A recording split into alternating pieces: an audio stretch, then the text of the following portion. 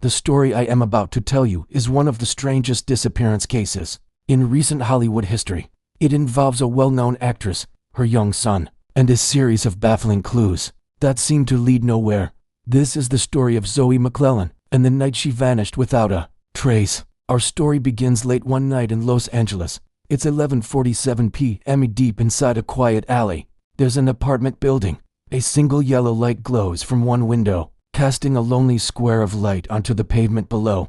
This is Zoe McClellan's apartment. For her neighbors, this single light would become an unforgettable image, because it was the last time they saw any sign of life from her home. After that night, everything went dark. Everything went quiet. An elderly woman who lived in the apartment just below Zoe later told police what she remembered from that night. Her memory was sharp. She said she heard arguing coming from upstairs. It wasn't just a small disagreement. It sounded heated. She specifically recalled hearing a man's voice, raised and angry.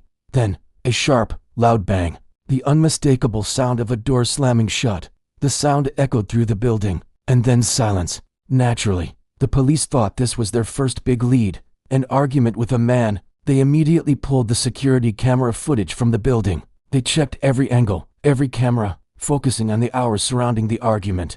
They were looking for any man entering or leaving Zoe's floor, or even the building itself. But they found nothing, absolutely no one. Even more bizarre, the cameras in the hallway right outside Zoe's apartment, the very cameras that should have captured everything, were completely blacked out for that crucial period. It was as if that part of the night had been erased.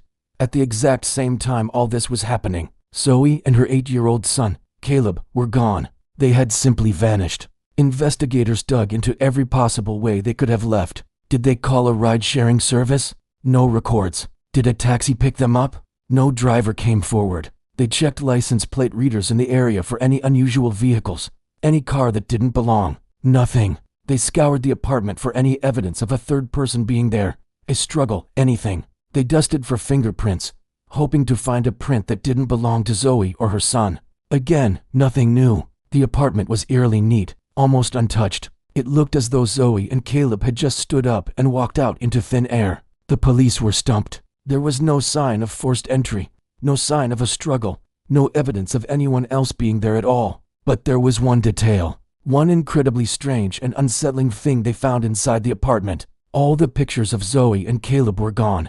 Think about that for a moment. In a home filled with memories, every single photo of the mother and her son had been carefully removed from its frame. The photo frames were still there, hanging on the walls, sitting on tables, but they were all empty. Just blank rectangles where smiling faces used to be. It was chilling. It wasn't like a robbery where someone would just grab things and run. This was meticulous. It was deliberate. It felt personal. It was as if someone had intentionally tried to erase every visual trace of their existence, to make it seem like they were never even there. The empty frames left behind were like a silent scream in the quiet apartment, a haunting clue that suggested this was no ordinary disappearance. This was something else entirely. What happened to Zoe McClellan and her son Caleb?